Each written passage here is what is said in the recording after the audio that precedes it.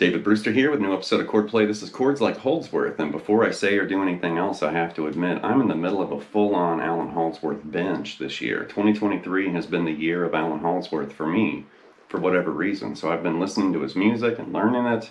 Very inspired, from Allan's music for sure.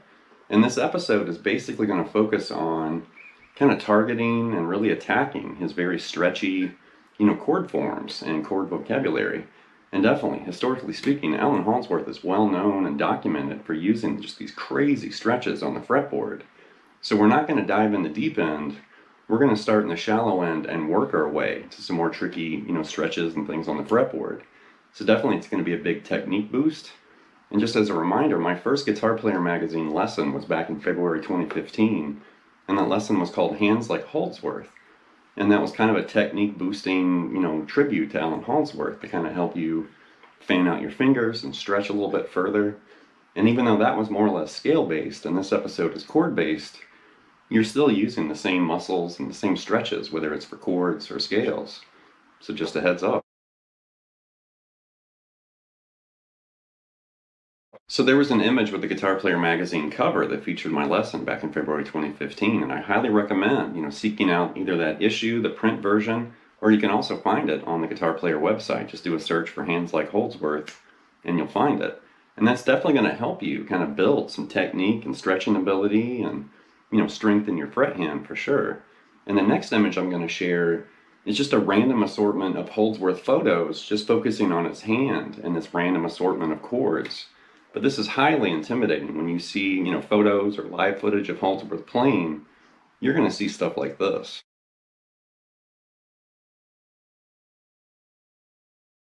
Next up, I'm going to share a quote that came from Allan Holdsworth, and he's talking about, don't be intimidated or scared to try, some of these stretchier things. And I'm totally misquoting the quote. I'm going to share it here in just a second. But before I share this, I did, post that image with the intervallic stretches at the beginning, the warning. And also, before I share this image from Holdsworth with his quote, just keep in mind, you don't want to hurt yourself in this lesson. So we're going to go slow. If you experience any, discomfort, pain, kind of a burning sensation either in your hand or your forearm or something, you might be stretching too far too soon.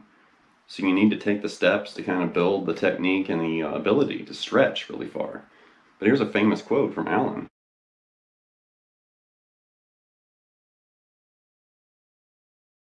So the music and ideas shared in this episode, actually there's one Holdsworth tune, a very famous, Allan Holdsworth related song, and that's at the end of this lesson. And then leading up to the tune, we're going to start doing some workouts and some stretches and kind of strategize, how to get some of these crazy Holdsworth chords. So anyway, here we go.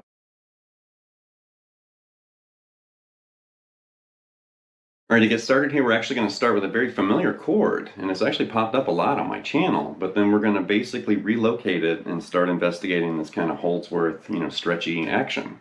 So the chord in question, it's an E minor add 9. We've seen that chord a lot on this channel, Pink Floyd and Metallica, and there's tons of songs, that feature this E minor add 9. And what we're going to do is we're going to hike that up an octave, and we're going to play with it up here instead of an open position with all those open strings.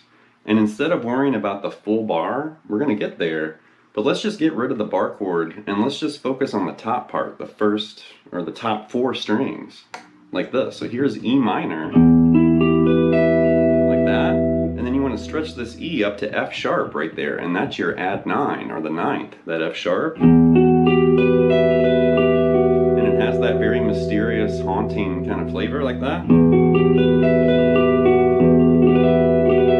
So there's E minor add 9 played like that instead of like this. So you're literally just taking this E and stretching up there to grab that F sharp like that. Right? And then we can actually introduce another note from the chord. Grab this B right there. Once you get used to that top part, start grabbing that B right there and play with that. Right there. And then right there, you're basically one step away from the full bar chord. Like that. So we started here, stretch up to that add 9, reintroduce that B note, After some practice, you'll be able to grab that full bar chord. Let's do that again, but in a different key. Let's move to A minor. So now we're going to locate A minor, add 9. And right next door, we can find it here in open position. That's a very common chord. You know, it's definitely a popular chord for sure. So there's A minor, add 9. Just think of an A minor, open position chord, and then stretch up and grab that B note right there, which is the 9th in A. And there's A minor, add 9 right there. Take that, let's move that up an octave. There's A minor, add 9 way up here with the high E open. Now let's reconfigure our fingers so we can fret that high E right there. And voila, there's A minor, add 9 like that. And then once you kind of get used to that kind of fretted version like that, you can move over and grab that A note, and there's your bar right there, an A minor, add 9 bar chord. Alright, now let's investigate what we have so far. We had E minor, add 9 way up here like this. Right?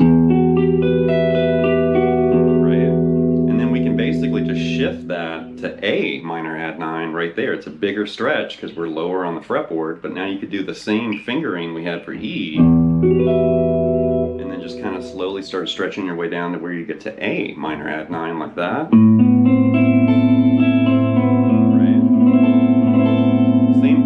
Different key. E minor, add 9. A minor, add 9. Now what about that A minor, add 9 we found up here? Now we could definitely investigate that a couple different ways. There's the A minor version. And we just uncovered that. Now if we move that back like this, now we could play that same fingering for E minor, add 9 right there. Dreamy and atmospheric chords, but I'm a huge fan of this type of chord. You know, they sound great. Futuristic and spacey, kind of science fiction-y or whatever.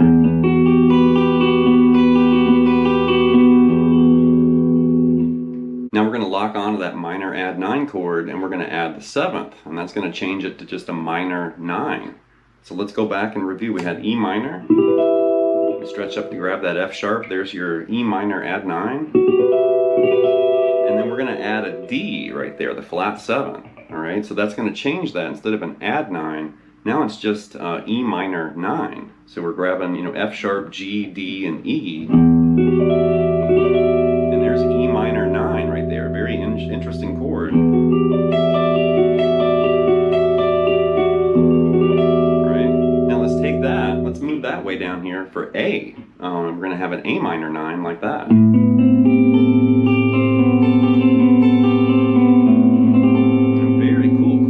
Also a handful. That's tricky to fret that, properly.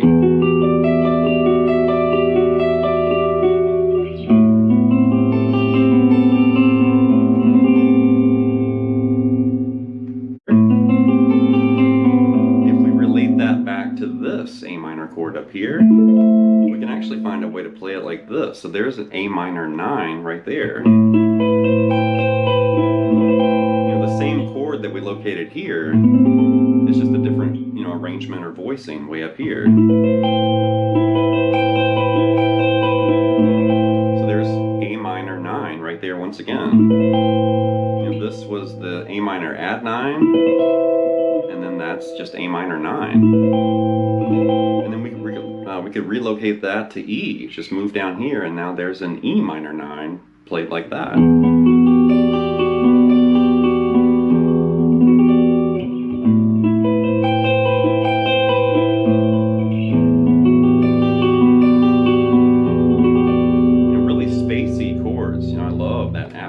Sound that these chords deliver. Really cool. Alright, let's take a break from the minor family of chords, and we're going to shift to the major family of chords. And next up we're going to find an E sus2 sharp 11. So this is going to deliver a really strong Lydian tonality. I love this chord too. It definitely kind of wakes you up. But think of that E minor add 9 we started with way down here. And in the key of E, the sharp 11 is going to be A sharp, because A is the 4th, which is also known as the 11th, and we're going to raise that. So right there, think of, E minor add 9 like that, but add that A A sharp right there, which is your sharp 11, and now listen to it. Suddenly it's like a Steve Vai, album or something. Strong Lydian, pull right there. It's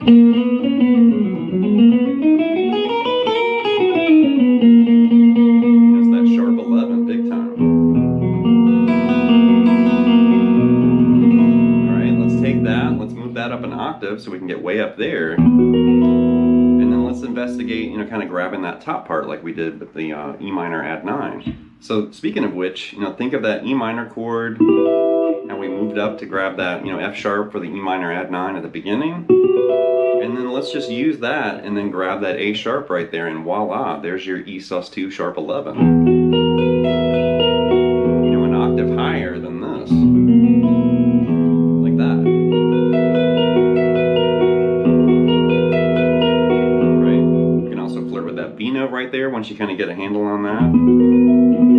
You could also play with the full bar right there.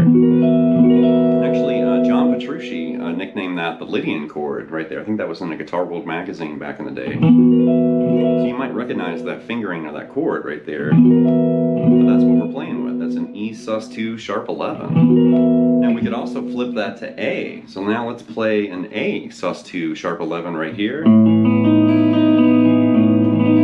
That very, kind of ear-opening sound, just like the E right there. But now in A. So A sus2 sharp 11. Take that, move it up an octave. There it is again. But let's fret that E note on top, and now we have that for A sus2 sharp 11. Take that, move it back in E territory, and there's an E sus2 sharp 11 fretted and played like that.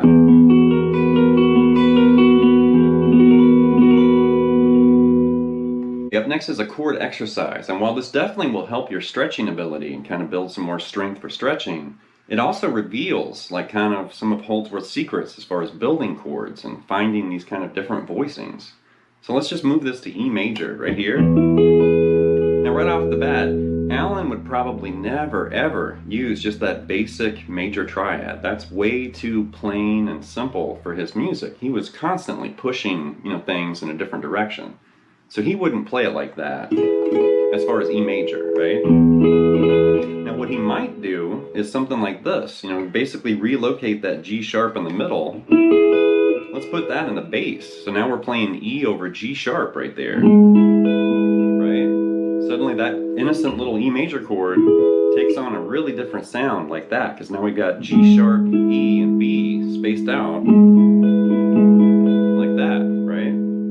Now let's basically take that. Now we're going to think of a C major chord, but let's do a similar thing with C major. Let's move, basically, if we had C major like this, we're going to take this G note and put the G on the bottom, right? So we had G sharp, E, and B for that E major over G sharp. Now we're going to play basically C over G like that, right? A little contrary motion happening right there too.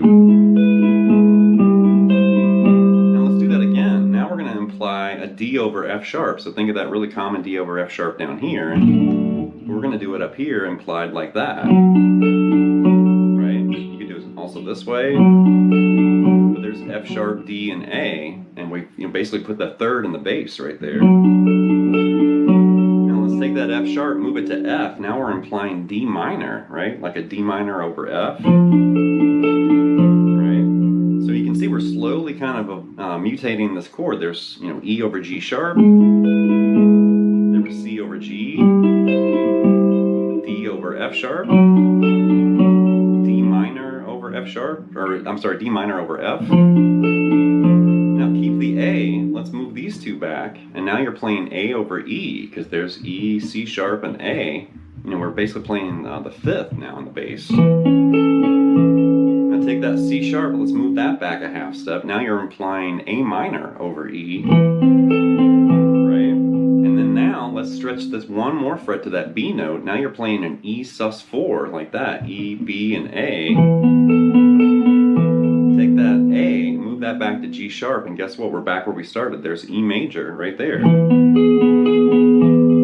me run through that again. We had this.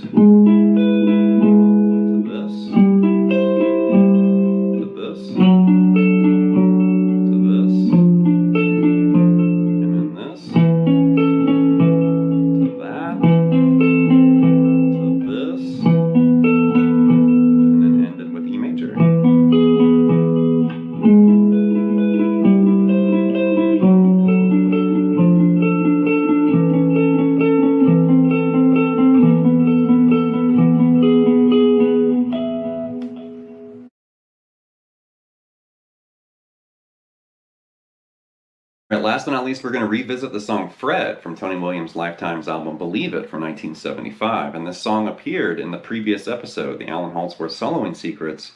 But in that episode, we were looking at some of his soloing and lead work, and now we're going to be looking at some of his chord work from this song. And this is definitely a legendary, Allan Holdsworth tune. He played it with Tony Williams, but then he continued to play it as a solo artist, after Tony Williams. But we're just going to walk through this. So it starts with this.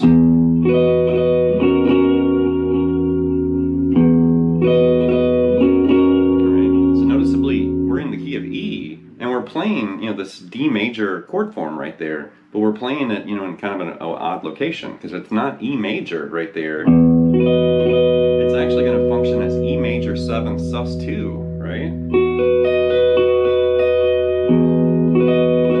Like that. And then you're just basically using this one finger, major bar chord, but you're playing it right there. So that's also kind of an oddball, substitution right there. So that's an E6 sus2 sharp 11, against that E root note. So those two innocent chords are actually producing very, complicated tonalities. And Holdsworth was a master of doing stuff like that, finding really kind of, interesting twists to the chords. And it wasn't always stretchy, crazy stuff. Sometimes it was just simple things like that.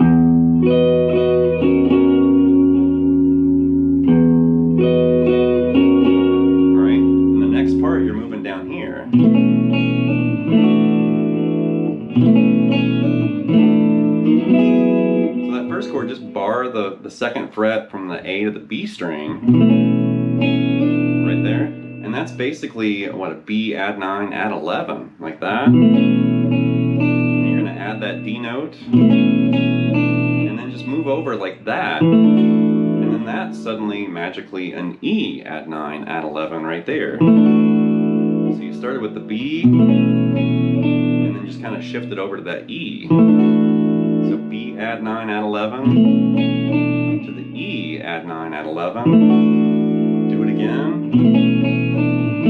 And then move that shape up a whole step, and now it's an F sharp add 9 add 11. And then you go back to the start. And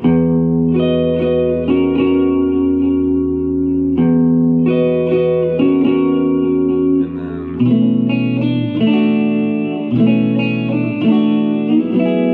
the next section starts right here, and just think of an A major bar chord and open up the B and the high E string, and that's going to function as an A major add 9, like that. Then you hear a couple plucked harmonics right there, that E and B, and then think of a G major bar chord, but add that C note, and that's going to function as a G6 add 11 with the B and the high E open, and then do those two harmonics again right there.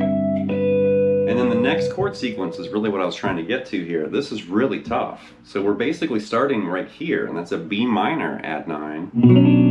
We're going to take that, move it up here, and now it's D major add 9. And then take it up again, and there's F sharp minor add 9. So it's the same chord type, but it's, basically shifting from minor to major back to minor again, from B to D to F sharp minor, right? B minor add 9, D major add 9, F sharp minor add 9. And that's hard, that's really tricky, like that. And you notice like your index and pinky remain the same, the whole time. It's your other two fingers that kind of flip around. Like for that B minor add 9 here, you're moving up and then flipping those two like that. Then you're moving up again and flipping them back to the first shape, for that F sharp minor add 9. That's really tricky, so don't hurt yourself. And you can also practice that descending. Start with the F sharp minor add 9, move down to D major add 9, and then end up with that B minor add 9 way down there and the super stretch. Alright, that's going to wrap this episode of Chordplay with Chords Like Holdsworth. And like I mentioned at the beginning, I've been in a full-on Allan Holdsworth binge this year, and I'm just trying to flush this out of my system, I think. And we'll get back to regular programming after this, but once I kind of got locked on Allan's music, I've been listening to the Lifetime albums, some of his solo stuff just endlessly in my car, sitting right here at home, and I just can't get enough of it. The chord stuff, the soloing, the stretching, and just the tension and the dissonance and everything that appears in his music. It's very refreshing, very different, very unusual, not common, but I think that's why my ears are just starved and hungry for this, because it's not normal music. It's just wonderful, you know, abnormal music, but it's so inspiring, so outside the box and different. And I think that's why I'm just totally obsessed with it right now. So anyway, leave some feedback and comments. Please subscribe to Lessons, and I'll be back before you know with more content and material. Thank you.